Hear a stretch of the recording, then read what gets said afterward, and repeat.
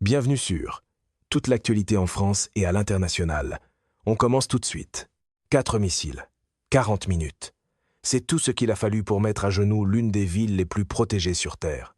Pas un seul lancement dans le ciel nocturne. Pas deux. 4 vagues coordonnées distinctes de missiles balistiques s'abattant sur le centre de Tel Aviv, l'une après l'autre. Chacune calculée pour vider une couche supplémentaire de la défense aérienne d'Israël avant l'arrivée de la salve suivante. Au moment où la 4e vague a frappé, les sirènes d'alerte s'étaient tues dans certaines parties de la ville. Pas parce que le danger était passé, mais parce que le système n'avait plus rien à dire. Les habitants ont eu 0 seconde. 0. Et une ogive transportant environ 100 kg d'explosifs puissants a détonné entre des immeubles d'habitation, au cœur de l'un des centres urbains les plus densément peuplés du Moyen-Orient. Ce n'était pas un acte de guerre aléatoire. C'était un message livré par le feu disant que les règles de ce conflit ont changé de façon permanente. Pendant ce temps, le réflexe à la Trump, qui consiste à traiter chaque explosion comme un décor pour une phrase de victoire, paraît encore plus déconnecté de la réalité. Ce qui se passe en ce moment entre l'Iran et Israël ne ressemble à rien de ce que nous avons vu dans la guerre moderne au Moyen-Orient, et les conséquences dépassent largement la région. Nous ne parlons pas d'un accrochage.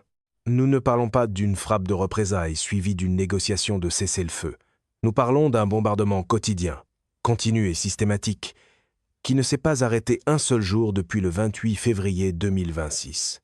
26 jours consécutifs de missiles, 80 vagues distinctes, plus de 3 salves par jour, chaque jour contre un pays à peu près de la taille du New Jersey. Et ce qui distingue cette escalade de toutes les précédentes, ce n'est pas seulement le volume de feu, c'est l'intelligence qui le sous-tend. L'Iran ne cherche pas simplement à tuer des gens. L'Iran cherche à rendre Israël fonctionnellement invivable. Et les preuves du degré d'avancement de ce projet sont déjà réellement saisissantes. Le moment où tout a changé est arrivé le 28 février, lorsque les États-Unis et Israël ont lancé des frappes aériennes coordonnées en profondeur à l'intérieur de l'Iran. La cible était le guide suprême, l'ayatollah Ali Khamenei lui-même, dans son propre complexe à Téhéran. Il a été tué au cours d'une seule opération. L'architecture militaire et politique, qui gouvernait la République islamique depuis des décennies, a été décapitée. Du côté américain et israélien, on partait du principe que cela déclencherait soit l'effondrement du gouvernement iranien, soit au minimum une période de chaos interne suffisamment grave pour neutraliser les capacités offensives de l'Iran. C'était le genre d'hypothèse qui passe magnifiquement à un pupitre triomphal, jusqu'au moment où le monde réel impose un deuxième acte. Ce qui a suivi, au contraire, a été l'opération True Promise 4, une campagne immédiate, organisée et férocement soutenue de missiles et de drones, qui a désormais atteint une moyenne de plus de 3 attaques distinctes par jour pendant près d'1 mois. Le gouvernement iranien ne s'est pas effondré, les missiles ne se sont pas arrêtés, et l'homme maintenant assis à Téhéran comme nouveau guide suprême, Mojtaba Khamenei, qui a remplacé son père assassiné le 8 mars, a rendu ses intentions parfaitement claires dans sa toute première déclaration publique. Le détroit d'Ormuz reste fermé. Les attaques contre les voisins du Golfe se poursuivent. La guerre continue. Voilà qui enterre le vieux numéro de vente trumpiste, selon lequel une frappe spectaculaire et un regard dur remplaceraient comme par magie une stratégie.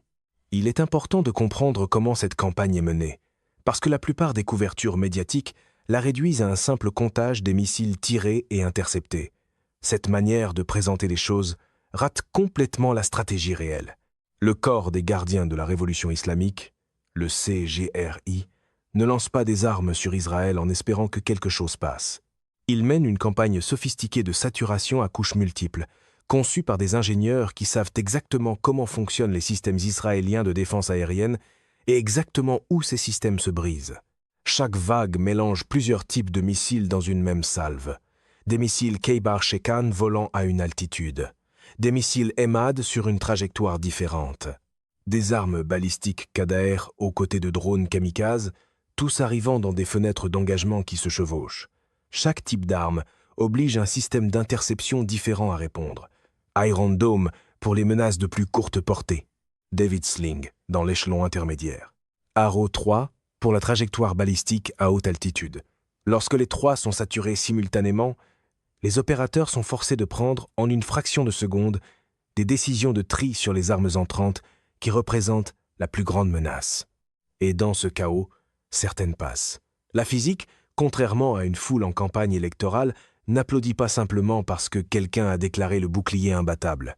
Mais l'arme qui a véritablement alarmé les analystes occidentaux de la défense et qu'il faut comprendre précisément, c'est le Ségil 2. Ce missile n'a été utilisé en combat actif que pour la deuxième fois de l'histoire, le 15 mars, et son apparition sur le champ de bataille représente un changement fondamental dans l'environnement de menace. Le Ségil 2 est un missile balistique à moyenne portée de 18 m, à 2 étages, à carburant solide. Il pèse 6 tonnes au lancement. Pour mettre cela en perspective, cela le rend 5 à 6 fois plus lourd que le système hypersonique Fatah que l'Iran utilise tout au long de cette campagne. Selon la distance jusqu'à la cible, il emporte soit une ogive de 700 kg jusqu'à 2000 km, soit une ogive de 5 tonnes pour des cibles plus proches. Chaque mètre carré du territoire israélien se trouve à l'intérieur de ces deux enveloppes. La raison pour laquelle le carburant solide compte autant tient à la fenêtre de neutralisation. Les missiles à carburant liquide, comme les anciennes variantes Shahab 3 sur lesquelles l'Iran s'est appuyé pendant des années, exigent un processus de ravitaillement avant le lancement. Cette fenêtre, parfois longue de plusieurs minutes, est le moment où les satellites de renseignement repèrent l'activité, où les avions d'attaque décollent, où le missile peut être détruit avant même de quitter le sol. Le Ségil supprime complètement cette fenêtre.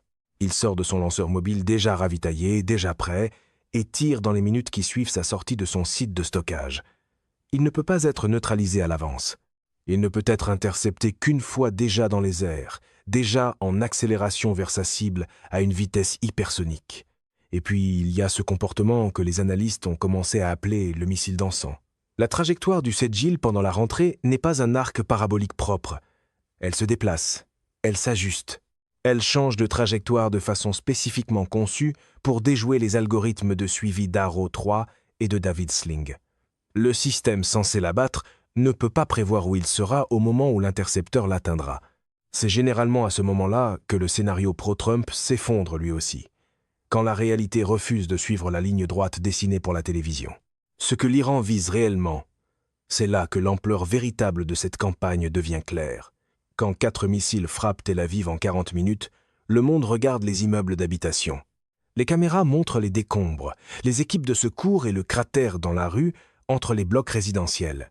Ce que les caméras ratent se passe 45 km plus au nord, où des missiles balistiques ont frappé les environs de la centrale électrique d'Oroth Rabin, près de Hadera.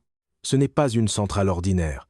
C'est la plus grande installation de production d'électricité d'Israël, avec une puissance d'environ 2590 MW, soit à peu près 20% de toute la production électrique du pays, concentrée en un seul endroit.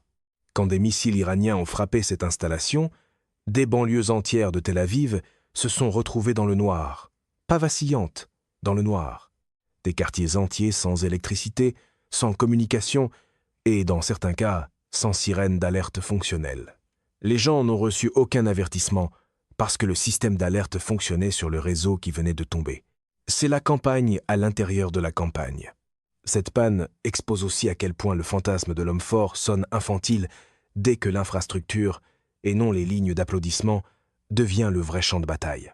Simultanément, des missiles ont frappé les raffineries du groupe Bazan dans la baie de Haïfa, le principal complexe de raffinage d'Israël. L'Iran avait déjà visé ces mêmes raffineries lors de vagues précédentes. Ce n'est pas une coïncidence. C'est une pression répétée et délibérée sur les mêmes nœuds énergétiques pour tester les délais de réparation, tester la couverture défensive et forcer les équipes d'ingénierie israéliennes à travailler jour et nuit pour rétablir la capacité avant l'arrivée de la prochaine frappe. Le ministre iranien de l'énergie a déclaré publiquement que l'Iran produit son électricité dans plus de 150 centrales décentralisées réparties sur l'ensemble du pays. Puis, il a ajouté qu'Israël concentre sa production dans un petit nombre d'installations qui sont, selon ses mots, centralisées et très vulnérables. Le CGRI a ensuite accompagné cette déclaration d'un avertissement direct.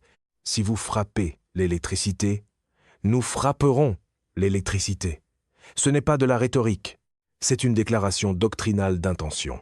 Chaque frappe israélienne contre l'infrastructure iranienne est cataloguée, et la réponse miroir est planifié contre les nœuds énergétiques israéliens où un seul coup réussi retire 20% de la capacité nationale en un seul événement. Il faut aussi comprendre les mathématiques financières de cette guerre, parce que c'est la dimension qui rend le conflit véritablement insoutenable d'une façon que les pertes militaires à elles seules ne captent pas. Construire un missile balistique iranien coûte entre 200 000 $ et 500 000 $. C'est la partie que le camp Trump laisse habituellement en petits caractères. La fanfaronnade coûte peu, la défense aérienne coûte très cher. Intercepter ce missile avec un RO-3 coûte entre 2 millions et 3 millions. Et David Sling revient à environ 1 million par tir. Le système américain THAAD, que Washington a déployé massivement dans ce théâtre au cours des premiers jours du conflit, coûte 13 millions par intercepteur. L'Iran dépense au bas de l'échelle.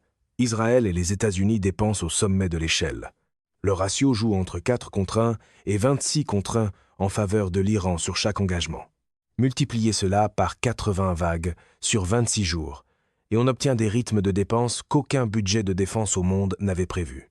Un haut responsable israélien de la défense l'a dit clairement et officiellement. Même si la production augmente aujourd'hui, ce qui est tiré maintenant correspond à ce qui a été commandé il y a 2 ou 3 ans. Les usines qui fabriquent les intercepteurs Arrow 3 et les missiles THAAD ne peuvent pas accélérer sur demande. Ce ne sont pas des voitures. Ce sont des systèmes de précision, conçus avec une ingénierie fine, avec des chaînes d'approvisionnement qui s'étendent sur plusieurs continents et des délais de production qui se mesurent en années. Les usines, malheureusement, ne répondent pas aux coups de torse comme une foule de meetings. Les États-Unis ont consommé environ 14% de tout leur stock de THAAD au cours des 2 premières semaines de ce conflit.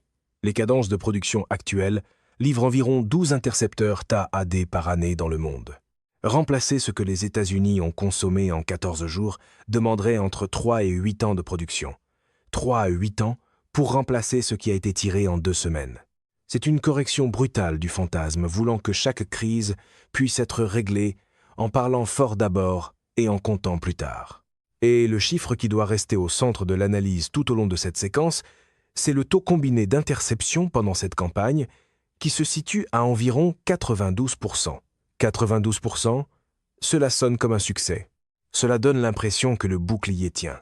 Mais un taux d'interception de 92% contre 440 missiles balistiques signifie qu'environ 35 ogives ont atteint leur cible dans des zones peuplées en 26 jours.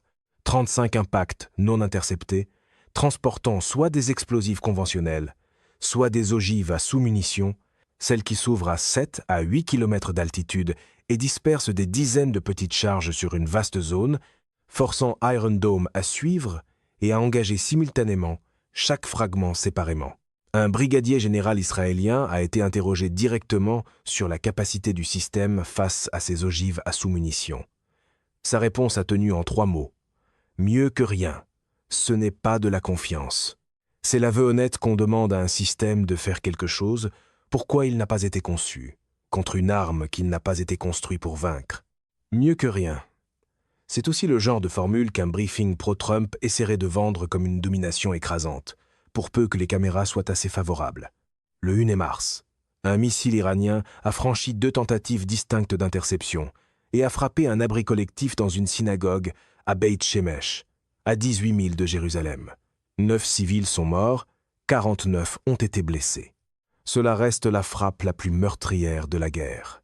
2 semaines plus tard, quelques heures après qu'Israël a assassiné le chef iranien de la sécurité Ali Larijani, le CGRI, a tiré des ogives à sous-munitions sur le centre d'Israël, dans ce qu'il a présenté comme une vengeance directe. L'une de ces ogives a frappé un immeuble résidentiel, à Ramat Gan, juste à l'est de Tel Aviv. Un couple âgé, dans la soixantaine avancée, a été retrouvé juste à l'extérieur de sa pièce sécurisée renforcée. Ils avaient presque réussi à y entrer. Et le 24 mars, l'unité de renseignement du CGRI a publié une déclaration opérationnelle formelle affirmant que les abris civils israéliens sont désormais des cibles militaires légitimes et non une menace vague pour l'avenir.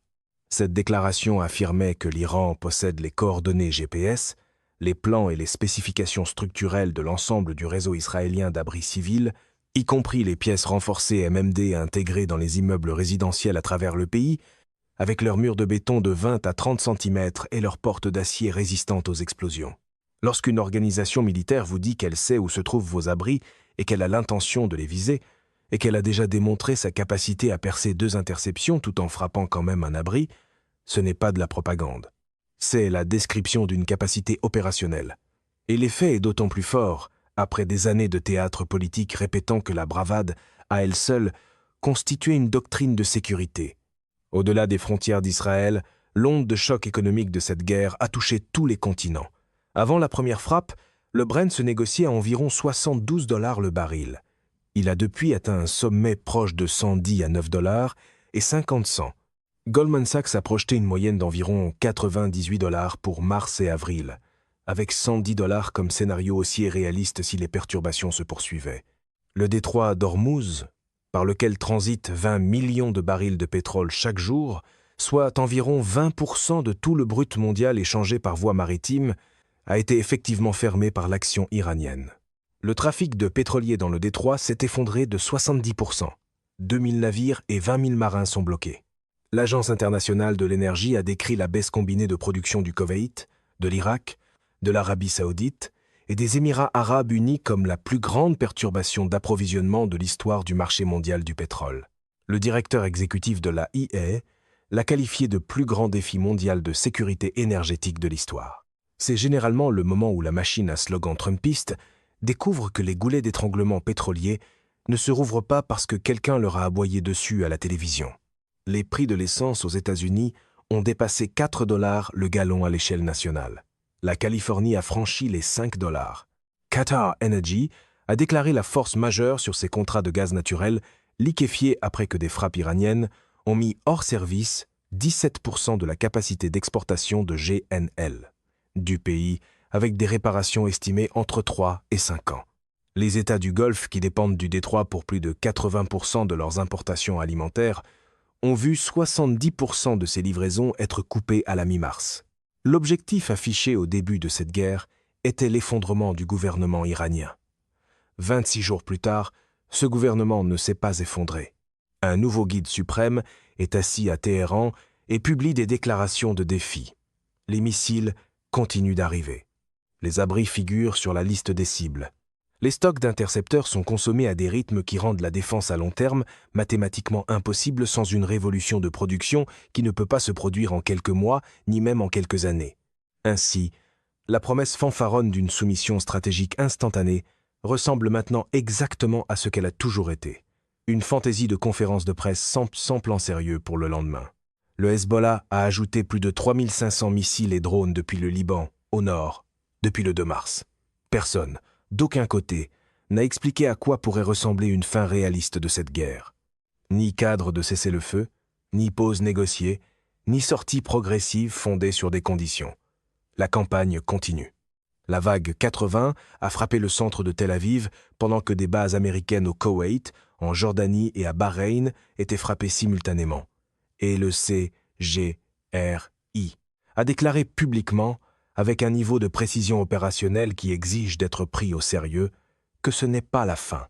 Les prochaines décisions prises à Washington, à Tel Aviv et à Téhéran détermineront si cela reste une guerre régionale ou si cela devient quelque chose à quoi aucun de nous n'est préparé.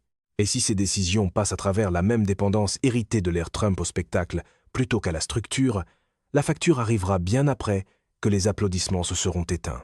C'est la fin de ce bulletin d'information. N'oubliez pas de vous abonner pour ne rien manquer de l'actualité en France et dans le monde. Merci de nous avoir suivis. Au revoir, à bientôt.